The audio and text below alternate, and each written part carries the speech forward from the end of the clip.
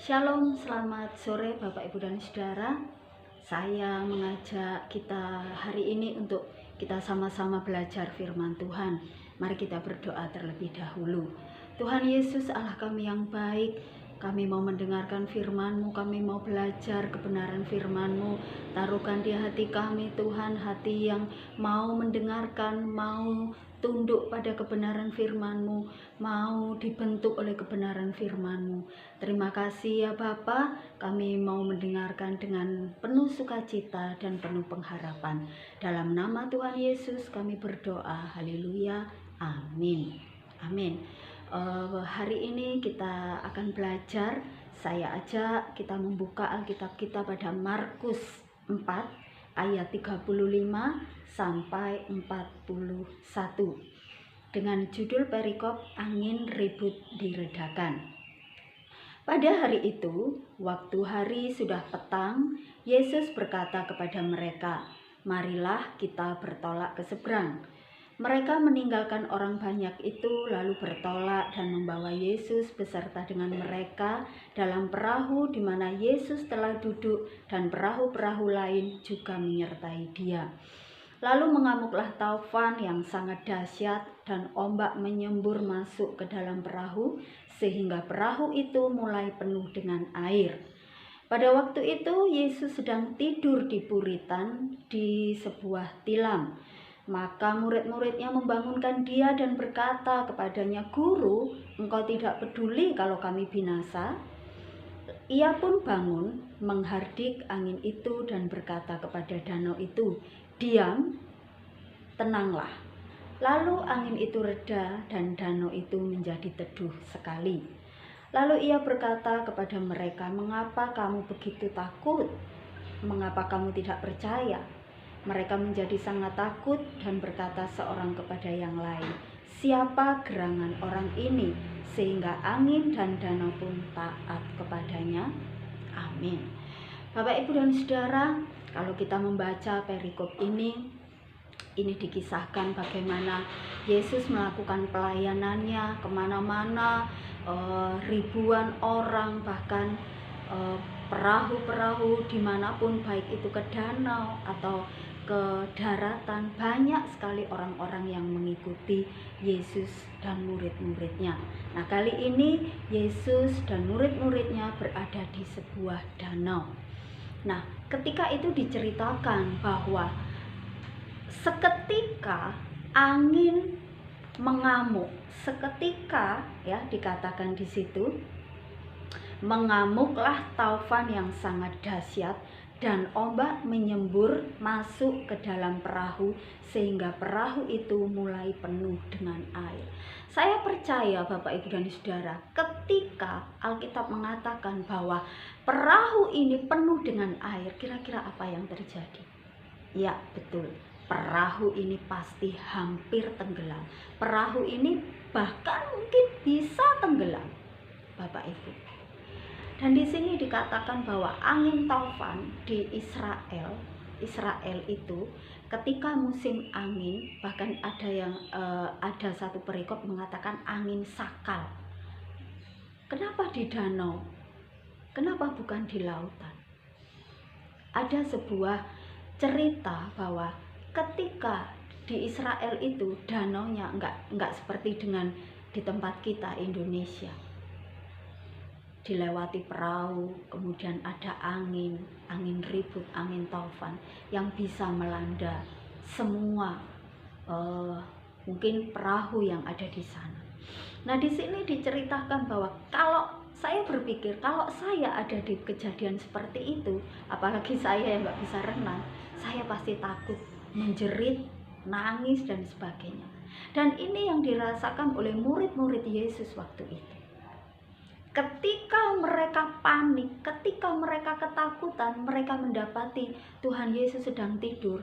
Halo, apa yang ada di pikiran kita kalau kita ada di tempat itu?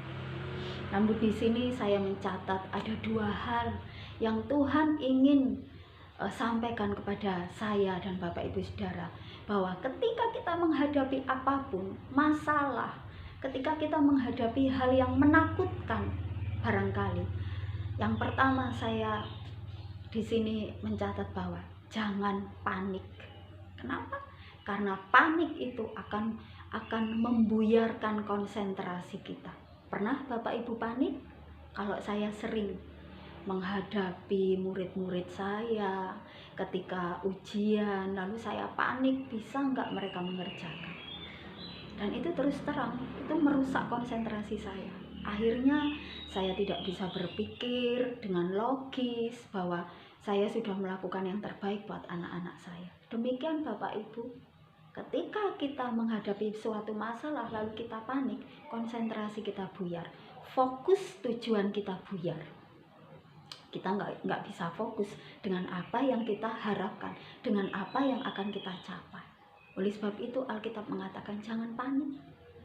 Alkitab ingin mengatakan kepada kita jangan panik. Apapun yang terjadi jangan panik. Ya, seperti murid-murid Tuhan Yesus ketika air mulai masuk dan perahu itu mulai penuh dengan air. Apalagi melihat bahwa saat itu Tuhan Yesus enak-enakan tidur ya. Seolah-olah barangkali mereka dongkol, barangkali mereka marah, kecewa karena sahabat mereka yang selama ini mereka harapkan, yang selama ini mereka gadang-gadang sebagai penolong yang bisa. Bayangkan Tuhan Yesus 5.000 orang aja dikasih makan loh. Ya, itu terhitung laki-laki doang, belum perempuannya. Dan saat itu menghadapi angin ribut dan bayangkan Yesus enak-enakan tidur di buritan. Ya. Tapi melalui perikop ini Allah ingin mengatakan bahwa dalam menghadapi segala sesuatu, yang pertama jangan panik. Lalu yang kedua terus terang pasti adalah andalkan Tuhan, cari Tuhan. Ketika murid-murid Yesus waktu itu dalam keadaan panik, kemudian mereka larinya kemana? Ya, pada waktu itu mereka mencari Tuhan Yesus, mencari gurunya dengan mengatakan, "Guru, engkau tidak peduli kalau kita binasa."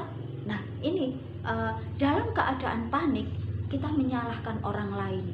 Kita nggak bisa konsentrasi dan kita tidak bisa introspeksi, pikiran kita nggak logis, bahkan kita cenderung menyalahkan orang lain. Bayangkan Tuhan Yesus, kau tidak peduli kalau kita binasa. Wow, keren ya? Enggak keren. Nih kalau kita panik. Oleh sebab itu jangan panik. Yang kedua tadi saya katakan, andalkan Tuhan. Terus berharap kepada Tuhan. Karena dalam keadaan apapun, dalam situasi terjepit, seperti sekarang ini kita menghadapi sebuah pandemi yang berapa bulan, mulai Maret sampai sekarang belum ada solusinya, bahkan korban semakin bertambah. Di sini Allah mengajarkan kepada kita, mari terus berharap kepada Tuhan. Siapa Tuhan? Bapak Ibu Saudara pasti paham, tahu, mengenal secara pribadi siapa Tuhan Yesus. Allah yang punya kuasa itu sanggup menolong Bapak Ibu Saudara dan juga saya. Di tengah-tengah pandemik seperti saat ini, banyak pekerja yang di PHK. Kalaupun bekerja, banyak yang mendapatkan upah 50% atau 70% dari biasanya. Terus terang ini akan mengubah pola hidup kita. Barangkali kita biasanya makan enak, kita harus kurangi itu dengan satu alasan kesehatan. Ya, ini mari kita ambil semuanya dari segi yang positif. Nah, dalam keadaan panik seperti ini akan banyak tawaran-tawaran dunia yang masuk kepada kita. Tapi satu hal, mari tetap kita andalkan Tuhan sebagai Tuhan kita, penolong kita, sebagai Allah yang sanggup menolong kita dalam keadaan apapun juga. Barangkali di PHK, atau barangkali banyak sekali masalah-masalah yang lain. Sekarang yang punya anak bingung masalah kuota. Ini masalah Bapak Ibu, masalah. Karena untuk beli kuota murah? No, nggak murah. Pelajaran sehari berapa yang harus dikerjakan? Ini masalah dari hal yang kecil. Barangkali bukan beras lagi kebutuhan primer kita, tapi kuota untuk anak kita. Tapi satu hal sekali lagi Tuhan ajarkan, kalau angin ribut, Tuhan bisa katakan diam. Dan angin ribut itu apa? Nurut sama Allah. Mari kita belajar. Ketika hati kita mulai bergejolak, ketika kita mulai khawatir, katakan pada diri kita semua, diam hai kekhawatiran. Aku milik Allah. Maka Allah sanggup memberikan pertolongan yang terbaik buat kita. Amin. Mari kita berdoa. Tuhan, terima kasih buat kebenaran firman-Mu yang sederhana ini. Kami boleh menerimanya dengan sederhana, dan kami boleh melakukan dalam kehidupan sehari-hari. Kami tahu Engkau Allah yang tahu memberi yang terbaik buat kami. Di dalam nama Tuhan Yesus Kristus kami berdoa dan mengucapkan syukur. Haleluya. Amin.